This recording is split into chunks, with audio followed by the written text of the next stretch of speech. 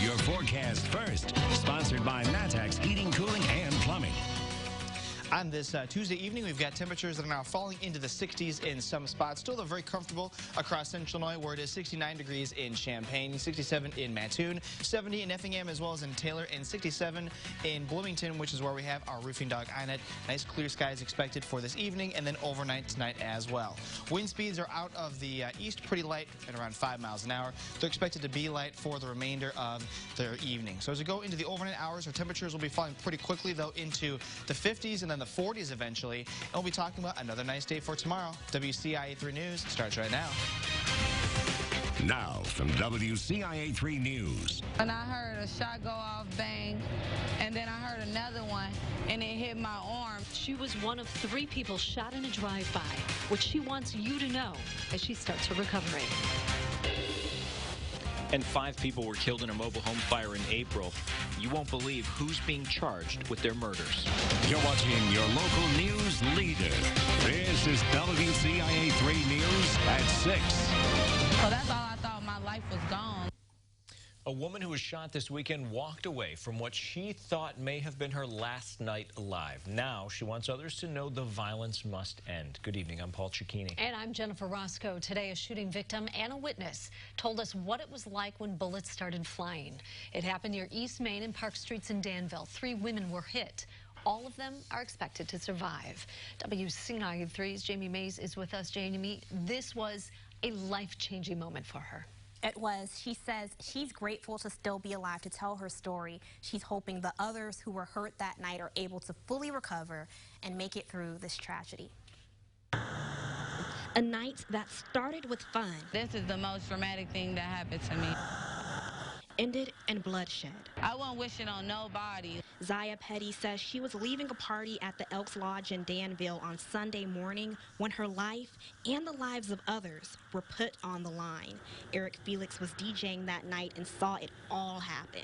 I was at the front door and I proceeded to hear a couple of gunshots. I was about right here when I heard a shot go off, bang, and then I heard another one, and it hit my arm. I was freaking out, I was passing out, and I had a flesh wound, but thank God, but I didn't know what it was. I just know I was bleeding, I felt hot lead, I thought I was gonna die. Petty says even after getting hit, she was still trying to get away. I saw the other lady, she was there shot on the ground, but I had to keep running because I was scared that I was gonna bleed out or something. Petty lived, and so did 2 other women who were shot. But she knows the ending could have been much different. I had to make it, and I made it, and I'm still here. Felix wants the whole community to step in and try and stop violence like this from ending anyone's life. This is senseless that 3 young ladies got shot for no reason whatsoever. We just gotta make sure that these people that are around here with these guns be held accountable for their actions. While police search for suspects, Petty remains thankful she's still alive. Now she has a scar to remind her just how precious life truly is. I don't want this to be my last day. You know, I don't want this to be my last day ever. Police told me they are still actively investigating and no arrests have been made yet. Back to you. Jamie, thank you so much. Now, that wasn't the only shooting this weekend. A woman was shot Saturday in Decatur. That happened near West Wood Street. That same day, 2 people were shot in Champaign near Parkland Court and Bradley Avenue. 2 people were also shot in Urbana. 1 of them died. A 9-year-old is set to be charged with first-degree murder. Police say he started a fire in a mobile home in April. 5 people died. It happened in Goodfield. That's southeast of Peoria off I-74.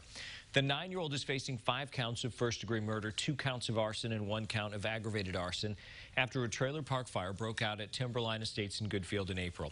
Fire killed 3 toddlers, 1-year-old Ariel Wall, 2-year-old Damian Wall, and 2-year-old Rose Allwood, as well as 2 adults, 34-year-old Jason Wall and 69-year-old Catherine Murray.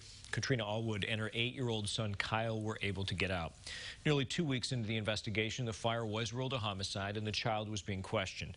The Woodford County State's Attorney said if convicted, he could be placed on probation for at least 5 years, but not beyond the age of 21. Therapy, counseling, and a psychological evaluation would be likely, but prison is not an option. A neighbor said after that night, there's something she cannot get out of her head. It was surreal. It was just a fireball when we got over here. Flames were shooting out from the center of the home and from this end. I've been hearing it over in my head all night long, just children crying and moms crying for their babies. I mean, it's horrible.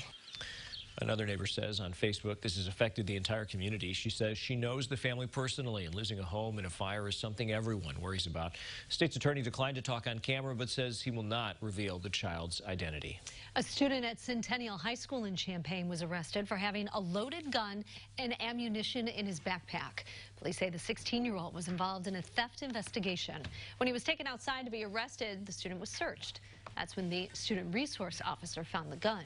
Police say there was no immediate threat to the school. 10 years ago tomorrow, a Champaign teenager was shot and killed by Champaign police. A group is meeting to commemorate that tragic anniversary. The Champaign Community Coalition is calling it Mourning to Movement. It's a gathering to reflect the progress since the death of Kewan Carrington. The group formed shortly after. The event is at the Holiday Inn in Champaign tomorrow. It starts at 3:30. Everyone is welcome. U of I police are investigating after someone carved a swastika in a campus building. It was found in the wall of a bathroom stall at the Foreign Languages building on South Matthews Avenue in Urbana. Police aren't sure when it happened. Fire destroyed a trailer in North Urbana. It happened in the Woods Edge Mobile Home Park around noon. Neighbors made the 911 call. No one was home at the time, just a dog. It did not make it out. Firefighters are still investigating the cause. We have new information from last night. Consolidating the Champaign County jails was up for discussion. The Facilities Committee agreed there's nothing that can be done financially with the downtown jail. The full cost of the proposal to consolidate the two sites, $47 million. But that's if the county decided to do everything offered on the list of 16 items. They have the option of picking and choosing from the list. The Facilities Committee will discuss the topic again and could push it to the full county board after that. It's a smell you probably don't get used to, where the South Farms might be moving and why. Also tonight, it could be a game changer for this area. Why a yes vote tonight could have Rantoul as a destination for teams across the Midwest. It was a gorgeous day today with all the sunshine that we had and temperatures in the 70s with very little wind, like we were talking about during 5. The only problem with today was that it was on a Tuesday. 75 was the high today, a little bit above our average high of 69. And so coming up, we are talking about basically the same forecast for tomorrow. However, we're still talking about a powerful cold front that'll bring us much cooler weather as well as some showers and storms. Stick around.